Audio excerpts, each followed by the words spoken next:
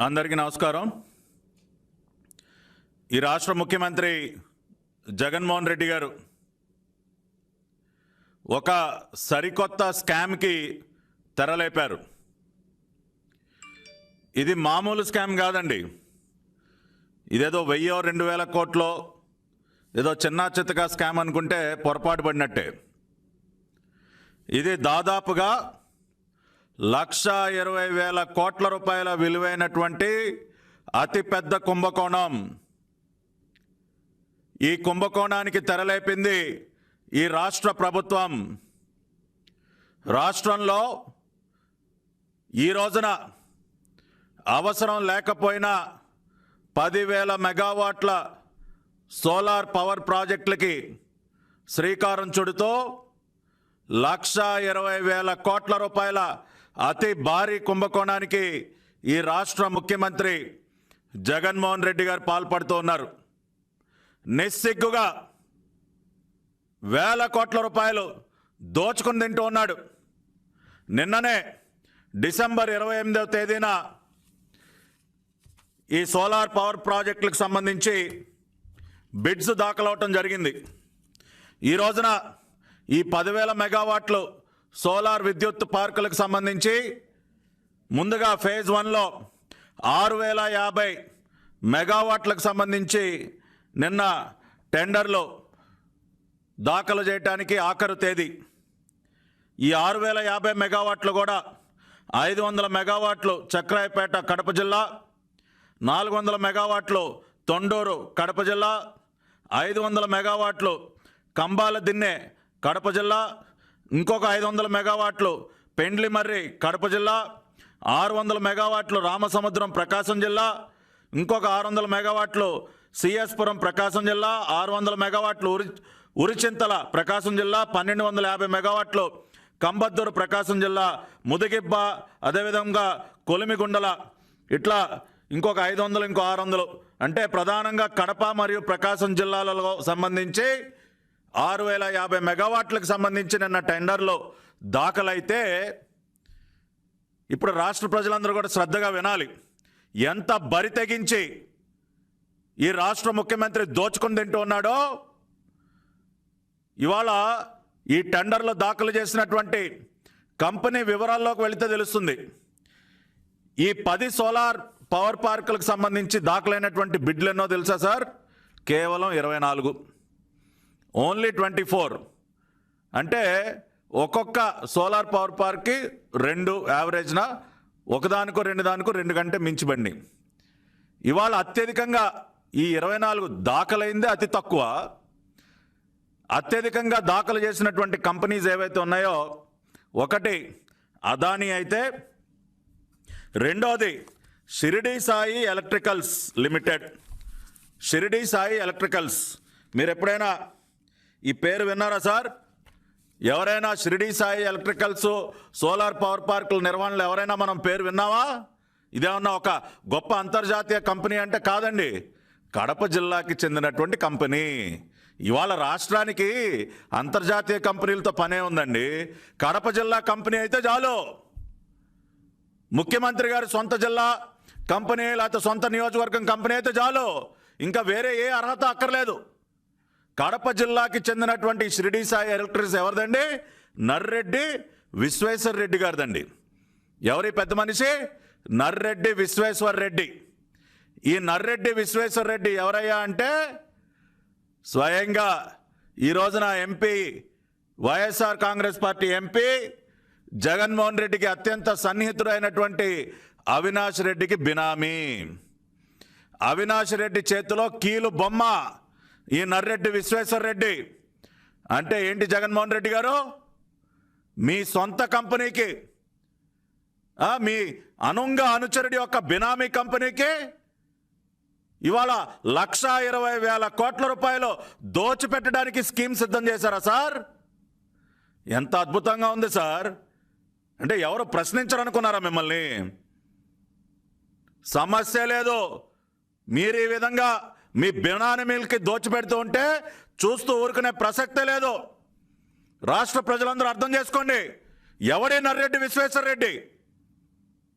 Shirdi Sai electricals ఎటువంటి company? ఇదేమన్నా ఒక అంతర్జాతీయ కంపెనీయా? సోలార్ పవర్ పార్కుల్లో మిగతా రాష్ట్రాల్లో నిర్వహిస్తుందా? ఇవాళ ఒక బినామీకి దోచిపెడతా ఉన్నాడు ఇవాళ సోలార్ పవర్ పార్కులన్నీ. ఒక్కసారి కనుక ఈ బినామీకి దోచిపెట్టడం కోసం ఈయన గారు ఎన్ని రకాల జిమ్మిక్కులు చేశాడో కూడా ఇప్పుడు నేను చదివి వినిపిస్తా. అంటే ఎన్ని జీవోలు ఏ విధంగా మార్చాడో, ఎన్ని కండిషన్స్ మార్చాడో. మరి దోచుకుని తినడానికి కండిషన్స్ మార్చాలి కదండి, అది కూడా చదివి వినిపిస్తా ఇవాళ. ముందుగా జీవో నంబర్ 18 డేటెడ్ 15/6/2020. ఈ జీవోలో ఈయన గారు చేసినటువంటి నిర్వాహకం ఏంటో తెలుసా అండి? మనం చూసినట్లయితే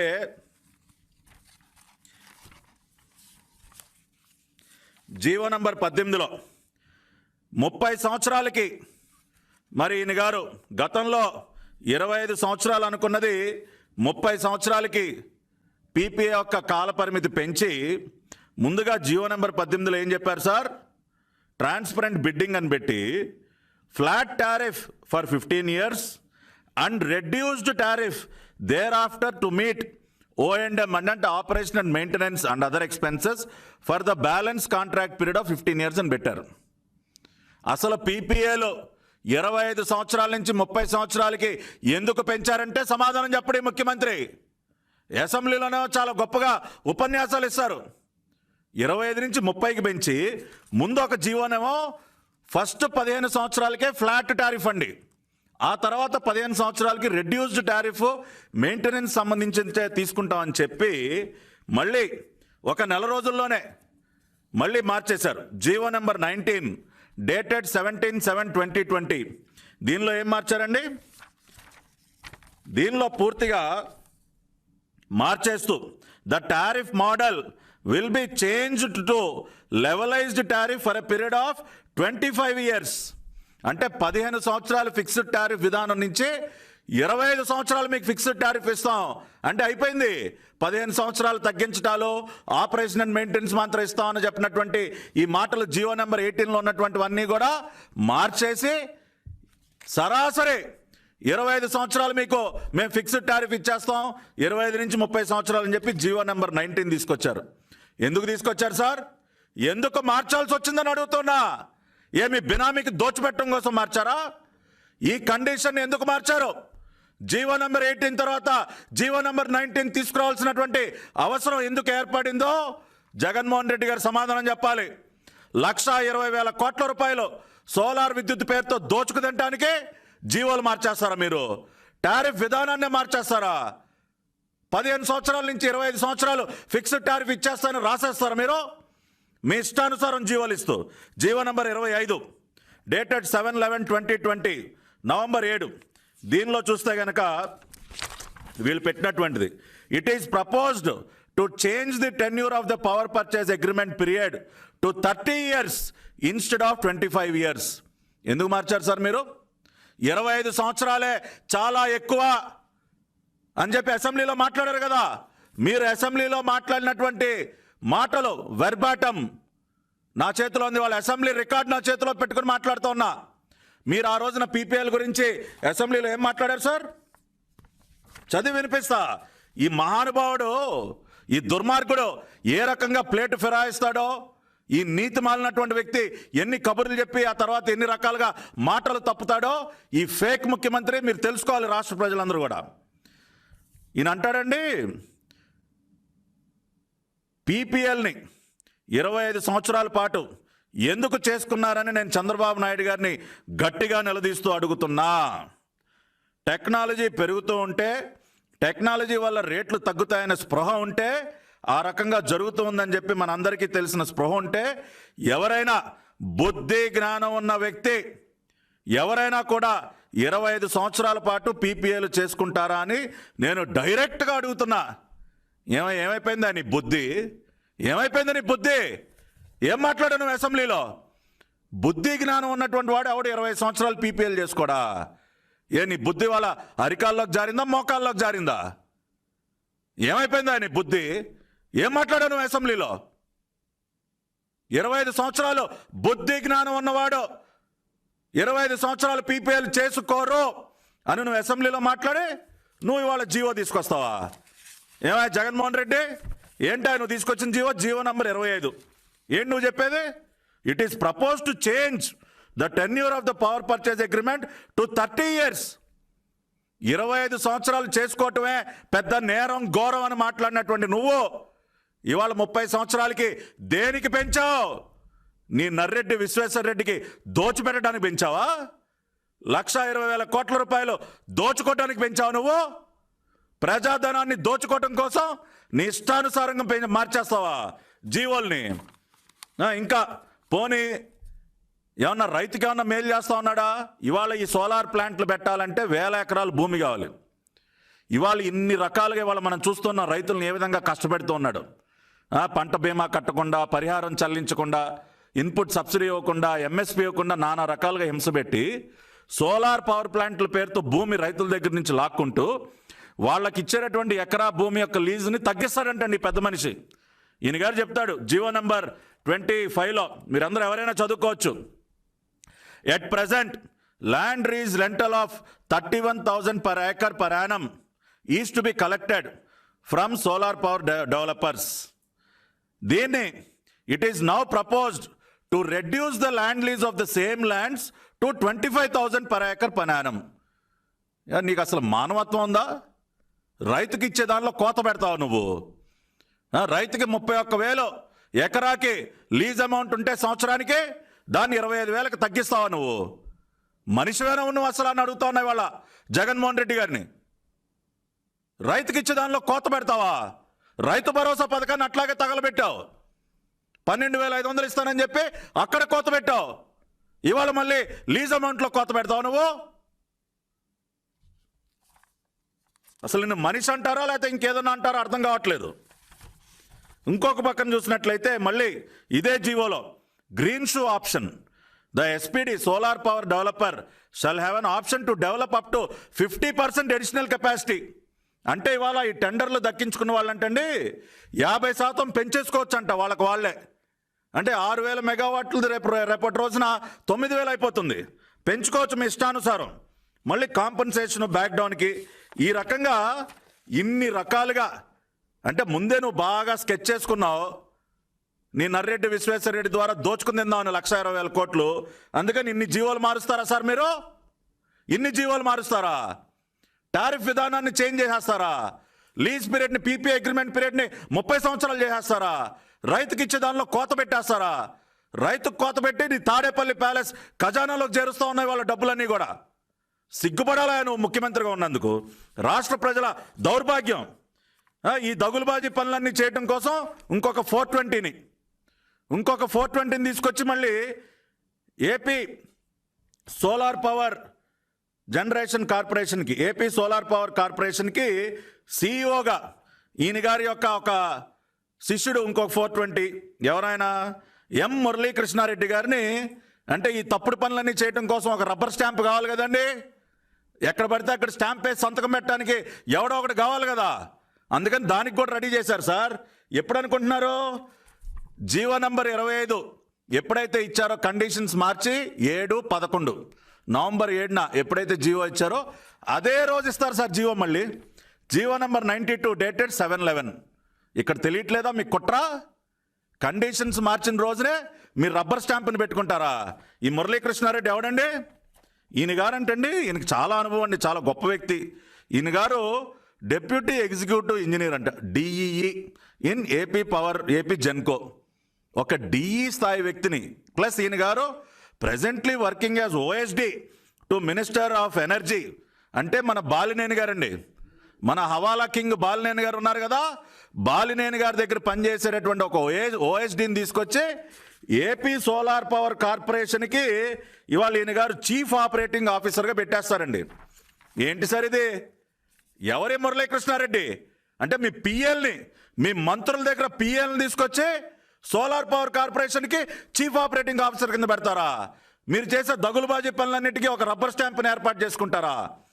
రాష్ట్ర ప్రజలు తెలుసుకోండి, ఈ ముఖ్యమంత్రి ఎన్ని దుర్మార్గాలు చేస్తా ఉన్నాడో అర్థం చేసుకోండి అని నేను చెప్తూ ఉన్నా. పోనీ ఇవాళ అవసరం ఉందా అసలు? మనం ఇవాళ ఆంధ్రప్రదేశ్ చంద్రబాబు నాయుడు గారు చేసినటువంటి కృషి వల్ల ఇవాళ ఒక పవర్ సర్ప్లస్ స్టేట్, ఇవాళ విద్యుత్ మిగులు రాష్ట్రం ఆంధ్రప్రదేశ్. ఇవాళ ఇది మేం చెప్తున్నటువంటి మాట కాదు. సెంట్రల్ ఎలక్ట్రిసిటీ అథారిటీ చెప్తోంది. మీరు ఆ రిపోర్ట్ 2021 రిపోర్ట్కి వెళ్ళండి. రిపోర్ట్కి వెళితే మీకు చాలా స్పష్టంగా ఆంధ్రప్రదేశ్ సంబంధించి 2020-21 కాలానికి మీరు కనుక చూసినట్లయితే డిమాండ్ 71,841 మిలియన్ యూనిట్లు, 71,841 మిలియన్ యూనిట్స్ డిమాండ్ ఉంటే మన దగ్గర సప్లై ఎంత ఉందో తెలుసా అండి?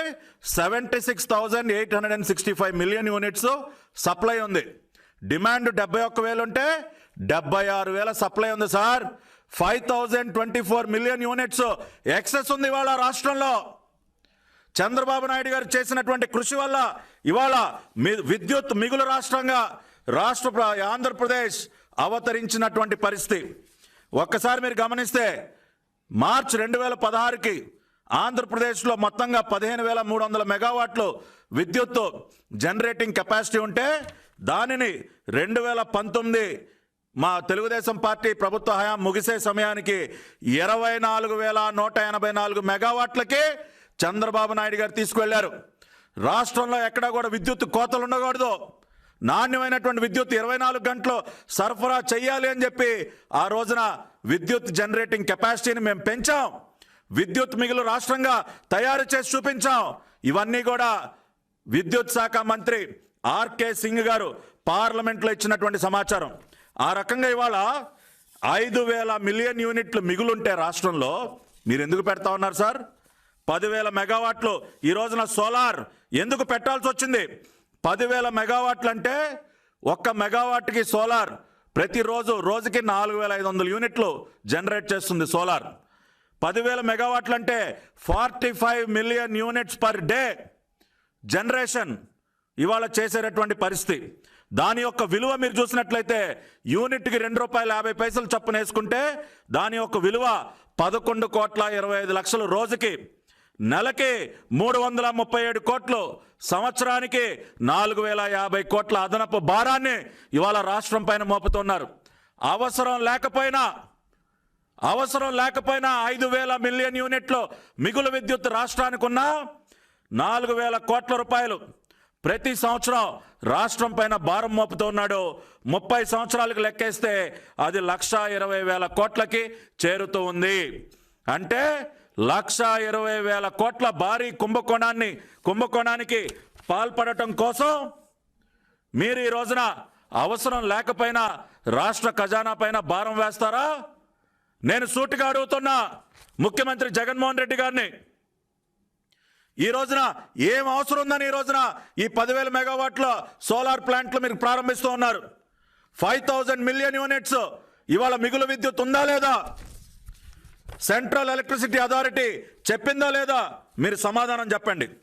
అంతేకాకుండా మీరు ఒక్కసారి మన రాష్ట్రంలో ఉన్నటువంటి పరిస్థితి కనుక మీరు ఒక్కసారి చూసినట్లయితే ఈ రోజున చంద్రబాబు నాయుడు గారి కృషి వల్ల దాదాపుగా 3,559 మెగావాట్లు సోలార్ పవర్ జనరేషన్ తగ్గుతోంది. 4,092 మెగావాట్లు విండ్ పవర్ జనరేషన్ జరుగుతోంది. 8,313 మెగావాట్లు ఈ రోజున పూర్తిగా రెన్యూబుల్ ఎనర్జీలోనే విద్యుత్ జనరేషన్ జరుగుతూ ఉండగా మీరు ఎందుకు ఈ అదనపు భారాన్ని ఈ రోజున రాష్ట్రం పైన మోపుతూ ఉన్నారో మీరు సమాధానం చెప్పాలి. అంతేకాకుండా గతంలో సోలార్ పంప్ సెట్లను కూడా పెద్ద ఎత్తున ప్రోత్సహించడం జరిగింది నారా చంద్రబాబు నాయుడు గారు. ఇవాళ దేశంలోనే అత్యధికంగా దాదాపుగా 34,045 సోలార్ పంప్ సెట్లు ఈ రోజున దేశవ్యాప్తంగా మనం చూసినట్లయితే రాష్ట్రంలో అత్యధికంగా 34,045 సోలార్ పంప్ సెట్లని మేము ఆ రోజున ఇన్స్టాల్ చేయటం జరిగింది. ట్రాన్స్మిషన్ లాసెస్ తగ్గించుకోవడం కోసం ఇండియాలోనే అత్యధికంగా 34,045 సోలార్ పంప్ సెట్లు పెట్టాం. సోలార్ పవర్ని పెద్ద ఎత్తున ప్రోత్సహించాం. రాష్ట్రాన్ని విద్యుత్ మిగులు రాష్ట్రంగా మార్చాం. కానీ ఇవాళ మీరు చేస్తున్నదేంటి? రాయలసీమ ఆర్టీపీపీని పూర్తిగా భ్రష్టు పెట్టించారు. ఒక రాయలసీమ బిడ్డగా ఉన్నటువంటి మీరు రాయలసీమ థర్మల్ పవర్ ప్లాంట్ని ఎందుకు మీరు మూసివేశారో, ఎందుకు షట్ డౌన్ చేశారో మీరు సమాధానం చెప్పండి. 1650 మెగావాట్ల విద్యుత్ పవర్ ప్లాంట్ని, థర్మల్ విద్యుత్ పవర్ ప్లాంట్ని ఎందుకు మూసేయాల్సి వచ్చిందో కూడా సమాధానం చెప్పాలి. ఒక రాయలసీమ బిడ్డగా సిగ్గుపడండి మీరు జగన్మోహన్ రెడ్డి గారు. రాయలసీమ థర్మల్ పవర్ ప్లాంట్ని ఎందుకు మూసేశారు మీరు? 2000 మంది ఉద్యోగస్తులను ఎందుకు రోడ్డును పడేశారు? 1,20,000 కోట్లు దోచుకుని తినటం కోసం రాయలసీమ ప్రాంతానికి అన్యాయం చేస్తారా మీరు? రాయలసీమ థర్మల్ పవర్ ప్లాంట్ని మూసేస్తారా? 1650 మెగావాట్లని మీరు ఎందుకు నిలిపివేశారో కూడా సమాధానం చెప్పాలి. ఇదే థర్మల్ విద్యుత్ గురించి మీరు జూలై 19న అసెంబ్లీలో మాట్లాడినప్పుడు ఏం చెప్పారు సార్? థర్మల్ విద్యుత్ కనుక వాడకపోయినట్లయితే థర్మల్ పవర్ యూనిట్స్ మెయింటెనెన్స్ కోసం ₹10 ఫిక్స్డ్ కాస్ట్ చెల్లించాల్సిందే అని చెప్పి మీరు అసెంబ్లీలో మాట్లాడారా లేదా? ఇవాళ 1650 మెగావాట్లు రాయలసీమ థర్మల్ పవర్ ప్లాంట్ మీరు మూసేయటం వల్ల ఈ అదనపు భారం ఎవరిపైన పడుతుందో కూడా సమాధానం చెప్పాలి. ఇటువంటి అనేక ప్రశ్నలు ఈ రోజున తెలుగుదేశం పార్టీ పక్షాన మేము ఈ రాష్ట్ర ప్రభుత్వాన్ని, రాష్ట్ర ముఖ్యమంత్రిని అడుగుతూ ఉన్నాం. మీరు మీ బినామీలకి దోచిపెట్టడం కోసం ఎందుకు ఇన్ని జీవోలు మార్చారో సమాధానం చెప్పాలి. జీవో నంబర్ 18 తర్వాత జీవో నంబర్ 19 ఎందుకు తీసుకొచ్చారో, జీవో నంబర్ 25లో పీపీఏల కాల పరిమితిని 25 నుంచి 30 సంవత్సరాలకి ఎందుకు పెంచారో, రైతుకి ఇచ్చేటటువంటి లీజ్ అమౌంట్ని ₹6,000 ఎందుకు కోత పెట్టారో, 5,000 మిలియన్ యూనిట్లు అదనపు విద్యుత్ రాష్ట్రానికి అందుబాటులో ఉండగా మీరు ఈ 10,000 మెగావాట్లని ఎందుకు తీసుకొస్తూ ఉన్నారు? ఇవాళ ఈ టెండర్లలో మిగతా కంపెనీలు ఏవి కూడా ఎందుకు బిడ్లు దాఖలు చేయలేదో మీరు సమాధానం చెప్పాలి. మీకు సంబంధించినటువంటి బినామీకి దోచిపెట్టడం కోసం మిగతా ఎవరిని బిడ్లలో పాల్గొనకుండా చేసి, అవసరం లేకపోయినా విద్యుత్ కొనుగోలు చేయించి ₹1,20,000 కోట్ల కుంభకోణానికి మీరు పాల్పడుతూ ఉన్నారన్న దానికి ఇవాళ ఇన్ని ఆధారాలు నేను రాష్ట్ర ప్రజల ముందు ఉంచుతూ ఉన్నా. దీనికి సమాధానం చెప్పండి. వదిలిపెట్టే ప్రసక్తి లేదు. జగన్మోహన్ రెడ్డి గారు చెప్తూ ఉన్నాం. మీరేదో నా ఇష్టానుసారం దోచుకుని తింటానంటే తెలుగుదేశం పార్టీ చూస్తూ ఊరుకోదు. ఇది ప్రారంభం మాత్రమే. సోలార్ విద్యుత్తుకు సంబంధించి మీరు ఒక్క అడుగు ముందుకేసుకున్నా కూడా, ముందుకు వేసినా, ఈ ₹1,000 కోట్ల దోచుకునే ప్రయత్నం చేసినా నిలదీస్తాం, కడిగి పారేస్తాం అని చెప్పి జగన్మోహన్ రెడ్డి గారిని హెచ్చరిస్తూ ఈ భారీ కుంభకోణాన్ని ఇవాళ రాష్ట్ర ప్రజలందరూ కూడా అర్థం చేసుకోవాలి. ₹1,20,000 కోట్ల భారీ స్కామ్ని రాష్ట్ర ప్రజలు అర్థం చేసుకోవాలని విన్నవించుకుంటూ సెలవు తీసుకుంటూ ఉన్నా. నమస్కారం.